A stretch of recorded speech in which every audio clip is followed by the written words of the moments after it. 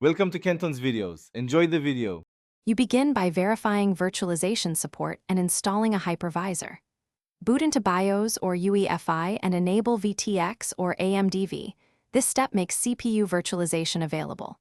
Once done, pick a hypervisor.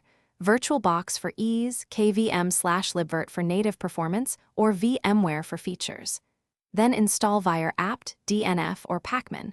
The package name is usually VirtualBox, KVM plus libvirt, or VMware Workstation. Make sure to add your user to the appropriate group, VBox users or libvirt, so you can run VMs without root. Next, you create and configure the virtual machine with intentional resource choices. Download the OS ISO and verify its checksum to avoid corrupted installs.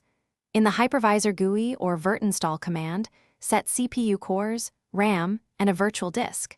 Choose QCOW2 for snapshots and space efficiency when using KVM. Configure boot order so the VM boots the ISO first. For networking, decide, use NAT for isolated internet access or bridge to join the LAN. Finally, attach ISO and start the installer, following on-screen prompts.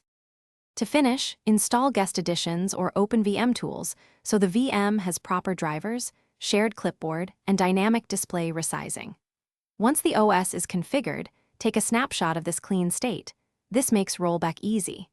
Make sure to enable automatic updates and configure backups for the virtual disk.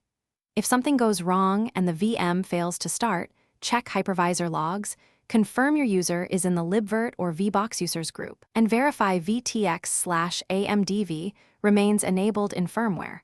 Often permissions or disabled virtualization are the culprits.